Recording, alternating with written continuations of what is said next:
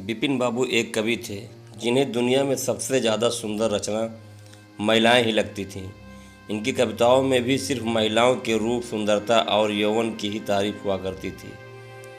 जैसे ही किसी महिला का जिक्र होता तो ये अलग और सुंदर सी कल्पना की दुनिया में चले जाते थे। इन्होंने अपने जीवन में भी एक ऐसी ही सुंदर महिला की कल्पना की थी। बिपिन बाबू के मन में था कि उनकी पत्नी फूल सी कोमल, सूरज जैसी चमक, कोयल सी आवाज़ और सुबह की लाली से शोभित हो। अब बिपिन बाबू के कॉलेज की परीक्षा भी खत्म हो गई थी। बिपिन के लिए कई सारे रिश्ते आ रहे थे। एक दिन बिपिन के मामा ने उसकी शादी भी तय कर दी। बिपिन का मन लड़की देखने का था। उसे देखना था कि जैसी पत्नी की वो कल्पना करता है वो वैसी है या नहीं। बिपिन ने मामा से अपनी होने वाली पत्नी को देखने का निवेदन किया, लेकिन मामा ने उसे कहा कि वो बहुत ही सुंदर है। उन्होंने उसे खुद देखा है। मामा की बातों पर भरोसा करके बिपिन ने शादी के लिए हाँ कर दी। शादी का दिन भी आ गया। मंडप के पास बैठा बिपिन अपनी पत्नी को देखने के लिए उतावला था। होने वाली पत्नी को उसने गहनों से सजा हुआ देखा। चेहरे पर घूंघट, हाथों और पैरों की सुंदर अंगुलियां देखकर उसके मन को थोड़ी राहत मिली। दूसरे दिन विदाई के बाद जैसे ही डोली बिपिन के घर पहुंची तो वो तुरंत अपनी पत्नी को देखने के लिए दौड़ा। तब उसकी पत्नी पालकी से बाहर घूंघट उठाकर देख रही थी। जैसे ही बिपिन की निगाहें उस पर पड़ी उससे बहुत दुख हुआ। बिपिन ने जैसी पत्नी के सपने देखे थे वो बिल्कुल भी वैसी नहीं थी। चौड़ा सा मुँह, चपटी नाक, फूले से गाल बिपिन को बिल्कुल पसंद नहीं आए। रंग भले ही उजला था लेकिन उसके अलावा बिपिन के सपनों की दुल्हन से वो एकदम अलग थी। बिपिन की सारी खुशी गुम हो गई। उसे मामा पर काफ़ी गुस्सा आया जिन्होंने लड़की की तारीफ़ों के पुल बांधे थे। सबसे पहले उसने मामा से लड़ाई की, उसके बाद ससुराल वालों से और फिर अपने घर वालों से। बिपिन के मन में हुआ कि इस महिला के साथ किस तरह से पूरा जीवन बिताऊंगा। इसके साथ पूरा जीवन मुझे कांटों भरा लगेगा। मैं सोच भी नहीं सकता कि ऐसी महिला से मेरी शादी हो गई। मेरे क्या ख्वाब थे और क्या हो गया। भगवान को मेरे साथ ऐसा ही करना था। फिर उसके मन में हुआ कि शादी मैंने ज़बरदस्ती तो की नहीं थी। अब इस लड़की को क्या पता था कि पत्नी को लेकर मेरे क्या सपने थे। इसमें इसका क्या दोष है।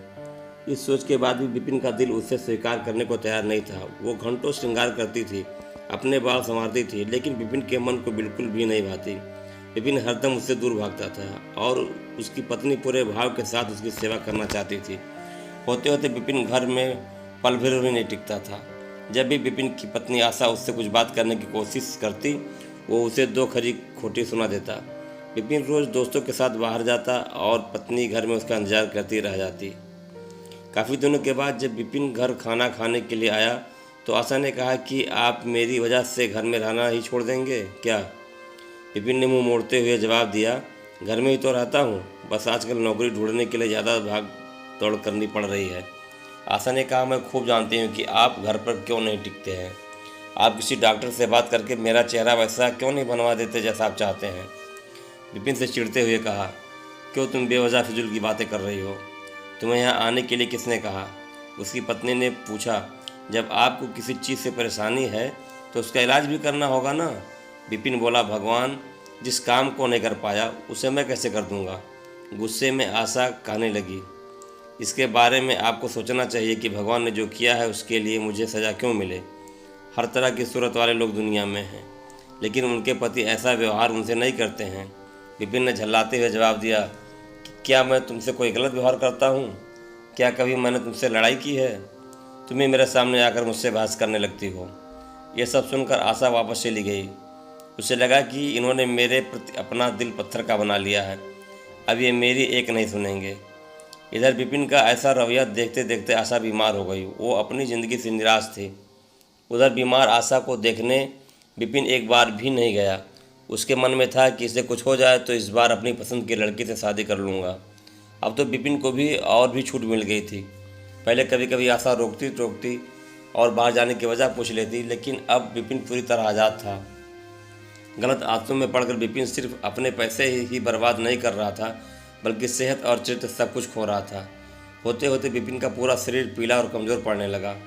शरीर में सिर्फ हड्डियां ही नजर आ रही थीं और आंखों के आसपास काले घेरे व गड्ढे पड़ गए थे। अपने चेहरे को देखकर रोज़ बिपिन उसे संवारने की कोशिश करता, लेकिन कुछ भी नहीं हो पाता। एक दिन महीनों से बीमार पड़ी आशा बरामदे के पास चारपाई पर लेटी थी। उसने बिपिन को काफ़ी समय से नहीं देखा था, इसलिए किसी से बिपिन को बुलवाया। बुलावा भेजा। आशा के मन में था कि बुलावा तो भेज दिया है, लेकिन वो आएंगे नहीं। आशा का बुलावा मिलने पर आज विपिन पहले की तरह झल्लाया नहीं। वो बिना संकोच किए आज आशा के पास जाकर खड़ा हो गया। जैसे ही आशा ने उसे देखा तो हैरान हो गई। उसने पूछा, क्या आप बीमार हैं? बहुत दुबले हो गए हैं और पहचान में भी नहीं आ रहे हैं। विपिन ने कहा, जिंदा रहकर भी अब क्या करना है। आशा ने नाराज होते हुए विपिन का हाथ पकड़कर चारपाई पर बैठा दिया और बोली, दवाई क्यों नहीं करते? आज आशा के इस तरह उसे खींचने पर विपिन नाराज नहीं हुआ। उसके व्यवहार में वो कड़वाहट नहीं थी। उसका गुस्सा जैसे पिघल गया था। चारपाई पर बैठते ही विपिन ने जवाब दिया, अब दवाई से मेरा कुछ नहीं होगा, मौत ही मुझे अपने साथ लेकर जाएगी। मैं ऐसा तुम्हें दुख देने के लिए नहीं कह रहा हूँ। मैं भयंकर रोग से ग्रस्त हूँ और अब मैं बच नहीं सकता।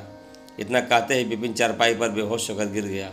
उसका पूरा शरीर कांपने लगा और पसीना पसीना हो गया। विपिन की यह हालत देखकर महीनों से बीमार पड़ी आशा झट से बिस्तर से उठ गई। वो पानी लाकर विपिन के चेहरे पर मारने लगी, लेकिन उससे होश नहीं आया। शाम तक विपिन का मुंह टेढ़ा हो गया और शरीर में कोई हरकत नहीं थी। यह लकवा था जिसकी चपेट में विपिन आ गया था। इस रोग में बीमार आशा ने विपिन की खूब सेवा की। लगातार 15 दिन तक विपिन की स्थिति नाजुक बनी रही। दिन रात एक करके आशा द्वारा की गई मेहनत रंग लाने लगी। विपिन की हालत कुछ संभली, लेकिन अभी भी आशा अपनी गोद में सुलाकर ही विपिन को दवाई पिलाती और खाना खिलाती थी। इन सब में वो अपनी तबीयत को जैसे भूल ही गई थी। शरीर बुखार से तपता था, लेकिन उसे विपिन की स्थिति के सामने खुद की सेहत कुछ भी नहीं लगता था। अब विपिन के दोनों पैरों में थोड़ी ताकत आने लगी थी। होते होते 4-5 महीने में वो अपने पैरों पर खड़ा होने लगा, लेकिन उसका मुंह टेढ़े का टेढ़ा ही रहा। उसके चेहरे पर पहले जैसी रौनक भी नहीं रही। एक दिन अपना चेहरा शीशे में देखने के बाद विपिन ने कहा कि मुझे भगवान ने अपने किए की सज़ा दी है। आशा, मैंने तुम्हें सुंदर नहीं माना और आज देखो मैं कितना कुरूप हो गया हूँ। अब तुम भी मेरे साथ वैसा ही व्यवहार करो जैसा मैं तुम्हारे साथ किया करता था। आशा ने हंसते हुए पति से कहा, आप मेरी आंखों से देखेंगे तो पता चलेगा कि आप में कोई अंतर नहीं आया है। आप पहले जैसे थे अब भी वैसे ही हैं। विपिन बोला, अच्छा, बंदर जैसा मुँह दिख रहा है और तुम कहती हो कि कोई अंतर नहीं आया है। तुम्हें मालूम है ना, भगवान ने मुझे मेरी करनी की सज़ा दी है। सबने खूब जतन किए, लेकिन विपिन का मुंह सीधा नहीं हो पाया। पति के पैर पर खड़े होने के कुछ समय बाद ही आशा ने घर में पूजा रखी, क्योंकि उसने भगवान से विपिन के लिए मन्नत मांगी थी। पूरे मोहल्ले के लोग विपिन के घर में जमा थे। भजन संगीत चल रहा था। तभी आशा की एक दोस्त ने उससे पूछा, अब तो तुझे अपने पति का चेहरा देखने की इच्छा नहीं होती होगी, कैसा टेढ़ा हो गया है मुंह। गंभीर आवाज़ में आशा बोली, मुझे तो कुछ फर्क नज़र नहीं आता। उसकी दोस्त ने पलट कर कहा, चल झूठी, ऐसे थोड़े ही होता है, बातें मत बना ज़्यादा। फिर आशा कहने लगी, सच कह रही हूँ, मुझे उनकी आत्मा मिली है जो उनके रूप से बढ़कर है और मैं हमेशा उनकी आत्मा को ही देखती हूँ। विपिन कमरे में दोस्तों के साथ बैठा था। तभी उसके एक दोस्त ने बरामदे की तरफ खुलने वाली खिड़की खोल दी। उसने विपिन से पूछा, आज तो यहाँ कई खूबसूरत लड़की हैं, बता तुझे कौन सी अच्छी लग रही है। विपिन ने कहा, खिड़की बंद कर दो। और जहाँ तक रही पसंद की बात, तो मुझे वही पसंद है जिसके हाथ में फूल की थाली है। तो उसने पूछा, तेरे चेहरे के साथ पसंद भी खराब हो गई क्या? मुझे तो वो दूसरों से कम खूबसूरत लगती है। विपिन बोला, मैं उसकी आत्मा को देख रहा हूँ, वो हर किसी की सूरत से ज़्यादा सुंदर है। तब उसने पूछा, अच्छा, यही तुम्हारी पत्नी है क्या? विपिन ने कहा, हाँ बिल्कुल, यही वो देवी तुल्य महिला है।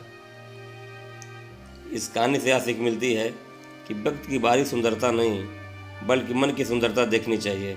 बाहरी सुंदरता कभी भी फीकी पड़ सकती है, लेकिन जिसका मन सुंदर है वो व्यक्ति हमेशा ही सुंदर रहता है। मित्रों, प्रेमचंद की यह कहानी स्त्री और पुरुष आपको कैसी लगी? कहानी अगर पसंद आई हो तो ज़्यादा से ज़्यादा लाइक कीजिएगा, शेयर कीजिएगा और कमेंट कीजिएगा। और अगर हमारे चैनल पर पहली बार विजिट कर रहे हैं तो हमारे चैनल को सब्सक्राइब करके बेल आइकन बटन जरूर प्रेस कर लीजिएगा, जिससे आने वाली कहानियों का नोटिफिकेशन आपको मिलता रहे। धन्यवाद।